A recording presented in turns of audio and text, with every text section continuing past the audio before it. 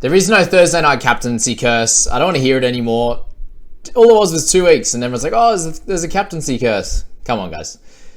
We had multiple captains in this game. We had Tommy Trbojevic last week as options, so that one's done now. And a massive bounce back for a lot of players in this game. Obviously, it was very much a back and forth one. When you see Mitch Moses with 975 kick meters, my goodness. And every single time, pretty much, he kicked it to Sunya Taruva there, who got 1,000 run meters, basically. But let's start up top here. This game was spectacular. There was a couple of sort of errant passes by the Eels to kick things off. Hodgson didn't have a great, first 10 minutes, didn't really have a great game in general. He ended up getting, taken off there, and Hands came on and had a good game. We'll speak about him a little bit later as well. But the back and forth, the completion rates from the Eels especially was amazing. And God, they earned this win, didn't they? Playing those first 3 games, losing by 4 in each of them, to come in, they really needed this one here. And when Cleary kicked that 2-point field goal, my gosh, that was incredible. For one, just to, how clutch that is. He wasn't even in a great position. They tried to get the ball to him quickly, and he wasn't even ready to go. So he caught it and then, stepped in and snuck it over. Obviously owning him was lovely with that. But you can see Gutho just slowly making his way under the sticks. It's like, get in. Yes, it did. But yeah, big congrats to the Eels fans for that win now. So 1 out of 4 for them. Panthers only won the 1 out of their 3 games as well. Obviously, the bye helps them out there. But let's talk about Zach Hosking. And we've been speaking about him. If he ever got his chance, that we'd pick him up. And he got his chance this week. Most likely Liam Martin just out for the 1. But how things transpired in this one, be very, very weird if we didn't see him on Garner's edge there. Garner playing 29 minutes, looking okay, no real issues there, but obviously to Ivan Cleary, he wasn't too happy with his output defensively. Obviously the energy and stuff like that as well, which was the issues in the first week and the trial. So Hosking's that man. We spoke about him obviously as being just an absolute superstar, and this was incredible. 92 points in this one. Might be is it close to the highest score of the year? Might be. Let me know in the comments if it is. But 55 tackles for no misses was absolutely crazy. He ended up with 93. So just there's no updates currently on this. I waited pretty long doing this at 11 a.m. Sydney time, and the updates still aren't in. So I'll explain them as we go. But Hosking 93, Isaiah Yeo 83. Cleary's up to 83 as well, which is nice. So they would have added his forced dropout. They popped on another about 15 meters. So we got 2 points there.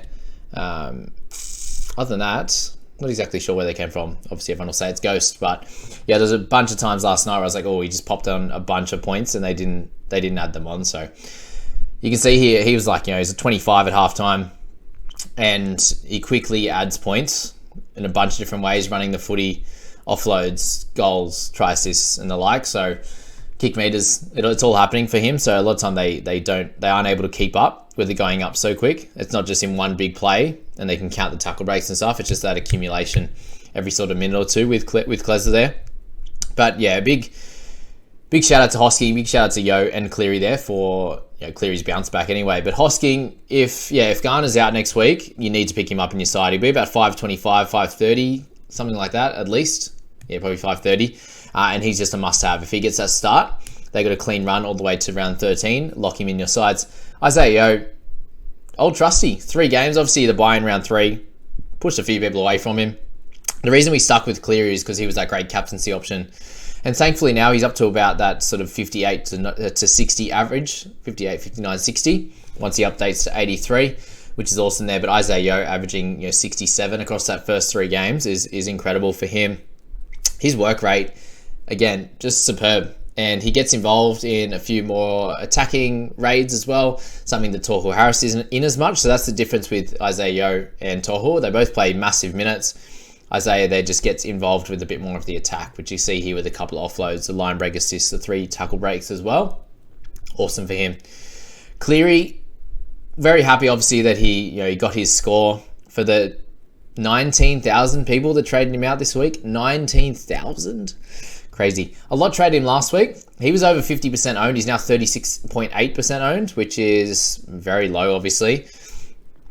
The question now becomes, who's going to try and pick him up next week after they traded him out? That's going to be very funny to see.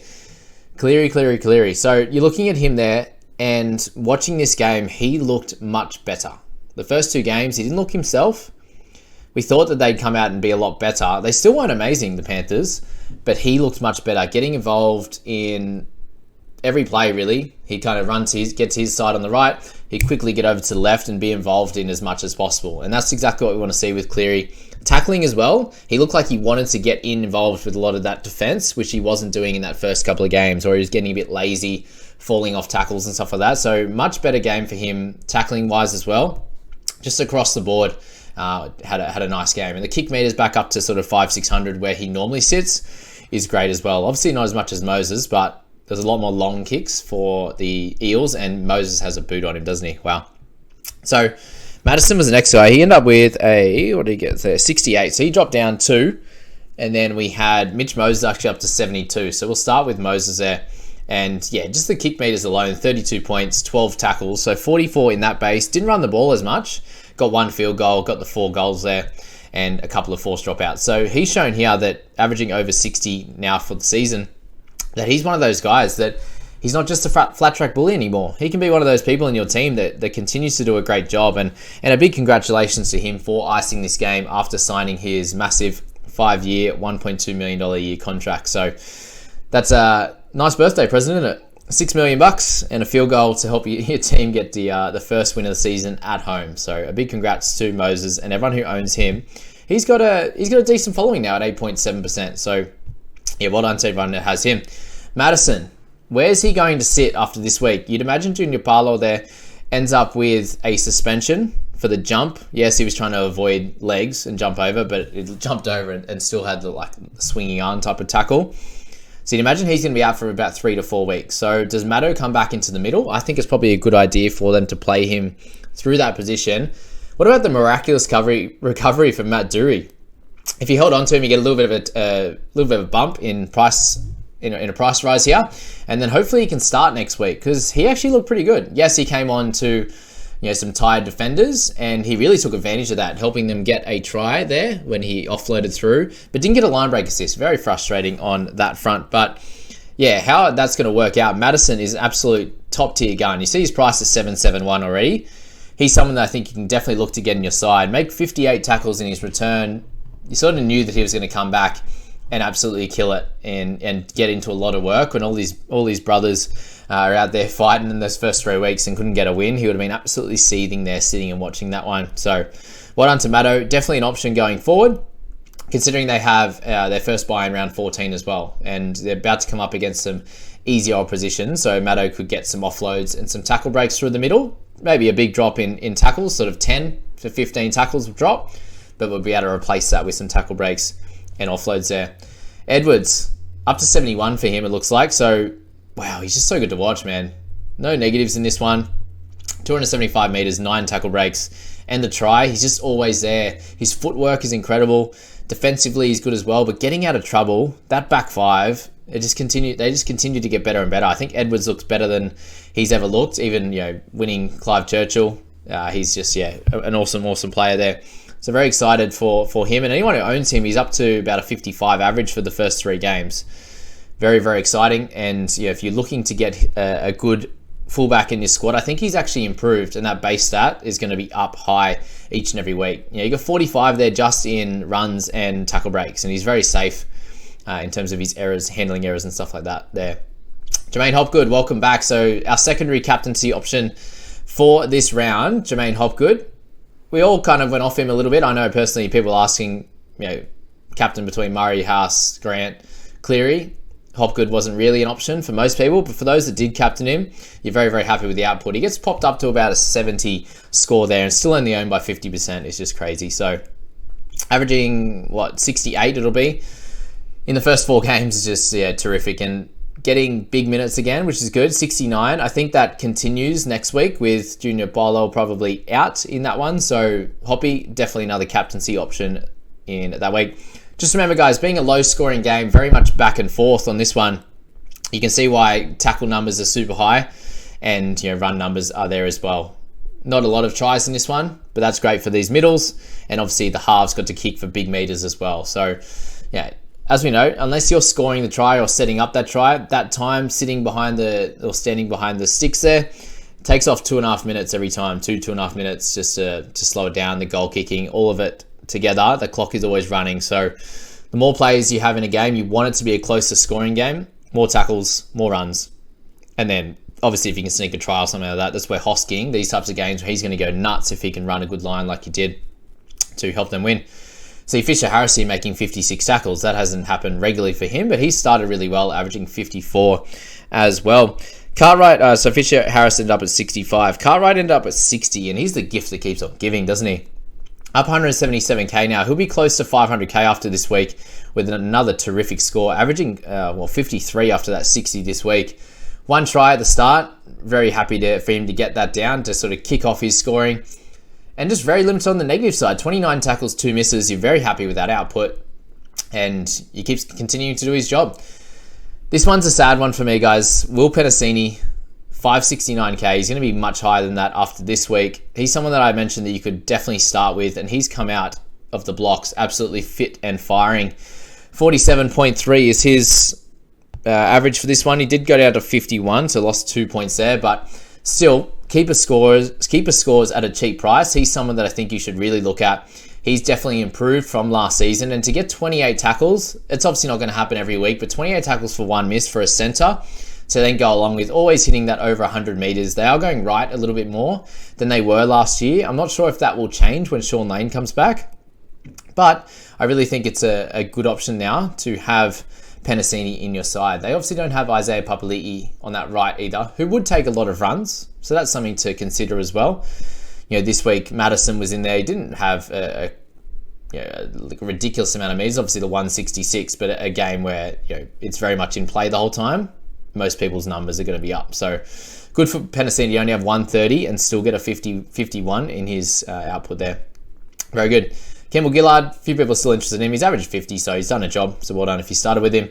Brian To'o there, the 47 in his time out in the park. The 230 metres, exactly what you're looking for. 4 tackle breaks, 2 offloads. So kind of getting back to old scoring. And price of 545 there. You're not losing any money on him. And copping a 47 in the wing fullback tough position. You're very happy with that. Let's talk about Mr. Hands. So 0.3% ownership. Brendan there had a great game, and he came on and played a lot of minutes. So he came on for Hodgson, I believe, or just before, because Hodgson only played the 50 minutes, if I'm being correct there. 50 minutes. He must have came on just before, but yeah, I can't remember exactly. He came on and did an awesome job, and he ends up with a nice score of 42, end up getting updated to in his time out in the park. 28 tackles, 0 misses, a little bit of running out of there, but the line break and the try, big congrats to him. This perfect game isn't going to happen every week, but definitely if he can look to get a little bit more game time, then he could be a solid cash cow at 230. He'll get up to about that 255 after that 43. And still going to be cheap enough to be a solid option. But how this looks going forward, how many minutes does Hodgson play? How does Hands get on the park? Maybe the Junior Barlow suspension really helps him there as well. So that's that. Mitch Kenny, let's speak about him. So with unfortunately Sonny Luke going down in this one, again, just condolences to anyone who picked up Sonny in this one, because that's tough. To get a concussion and be out straight away, as soon as he got hit, it's 11-day turnaround. So he misses next week. He makes no money this week. It's just very sad overall. Mitch Kenny then gets the 80 minutes. So that's where he's going to be looking. He did get the sin bin late in this game, but 55 tackles for him. If he can continue to do work like that, he will continue to score over 40. But him priced, after this one, he'll be priced around 485, 490. A very awkward price. I can understand why you look to him at the hooking position, getting big minutes. But yeah, Sonny Luke going down doesn't really help the Panthers. It's just going to help Kenny a little bit, but a very awkward price in that. Dylan Brown, if you own him, he had started really well, got 3 offloads early, and just didn't really score much throughout the rest of the game after that little try assist. Running meters were down, kicking meters only 43 in this one. So there'll be games where they use him a little bit more across the park there, but yeah, he was just solid in this one. Spencer Lanu, he runs like an absolute terrier, doesn't he? He's a bulldozer. Wow, that's all we need to say about him. Solid 32 average over the first few games. That's all you can really hope from someone like him in those type of minutes. Sunya Taruva ended up with 40 as well. So he had a solid one. Definitely not complaining with him. If you do own him, a decent chunk there, 2.3%. But the amount of run meters he ended up with, 312. They just kept, Moses kept kicking to him every time, and did his job. 312 meters, only 3 tackle breaks is a bit sad, but yeah, he'll probably be an option at some point. Not right now. Okay, Leota, Sorensen, both 38. You got Gutho with the 34. He ended up with 32, unfortunately. Not good. But yeah, decent run meters. That's really it. Yeah, 1 negative, 34 points. Junior Barlow there with the sin bin. He started really well, 34 now, and he'll probably get probably be out of a lot of people's sides. He is someone that was in a lot of the top sides, so that obviously helps us, and he's going to have to be traded out. 89 minutes for him, apparently. Even better. Didn't even go to maybe 79 is what they should be saying there, because he done right at the end. Jamin Salmon, came on for Mr. Garner, and 31 in 55. We're not looking to him too much. Every chance Hosking cops that spot. Isaac Tungo, he's a cheeky one because he's going to drop in price a little bit over the next bunch of weeks. He's obviously priced in sort of the high 30s there, and has an opportunity to probably score a 45, 46 going forward once the Panthers kind of sorted it out basically. And I think that he could be one of those guys that benefits from that. He's still running the ball well, but no attacking stats at all in terms of offloads, tackle breaks, or tries at the moment. I think he needs a little bit of ball, and he can do some good things. All right, let's go. Makatoa finally got some minutes, and PPM wasn't as good as we saw last year, for those that own him. Not going to be a huge chunk, 1.8%. And you got Crichton there. He ended up at 25, I believe. 29, sorry. So really just in tackles, it shows how many tackles these centers are making at the moment. So he was on the side of Wanga Blake there. Yeah, Penasini's on the Tungal side. Yeah, it shows that all of those guys is making huge tackles numbers in that one there. Okay, moving down the list. Jerome Luai, just didn't have to do too much in this game. What about him getting bumped off by Simonson and the crowd absolutely loving it? That was funny. Matt Drury went down to 22, so he actually looked really damaging with his running. As I said, running at tied forwards. Is it just me, or did he not get the line break assist there? They haven't given it to him, obviously, and they've dropped him down 2 points. I thought that he'd probably go up with the line break assist, but wasn't to be. Anyhow, he had an 8 break even, so he'll make a bit of cash, and we'll see. If he's in the starting side again, we keep him and hope that he can jag a 35-40 and we can continue to make some good cash. But until then, I don't think he's a sell. So I did trade Egan Butcher out, which leaves me with 300k. So hopefully I can use that for Hosking. If Dury doesn't get the start, then we can trade him out to Hosking. There's a bunch of different options there going into next week, and I'm glad I left that cash available. Could even go potentially Talau to Hosking. That would be fun. Garner, looks like he's going to be a sell, guys. I'm not sure why exactly, if there's any injury or something for him to play 29, but it didn't look like it. Let me know in the comments if you saw any injury issues with him, but nothing was spoken about last night, and I think he's time to sell. What about Sonny Lukes? End up with a turnover tackle and offload, 3 tackles and 24 meters run, so 13 points in 4 minutes. So thankfully for you guys, if you did play him or if you did have him in your team, then you end up with a 13, not a 3 or a 4 or a 0 or whatever it could have been in 4 minutes. So 16.6% of owners in that one. Very upsetting if you do own him. There's not much else to say on that one. And Hodgson to finish off, owned by 3.7%. A few people were telling me after round 1 they should be getting Hodgson in my team.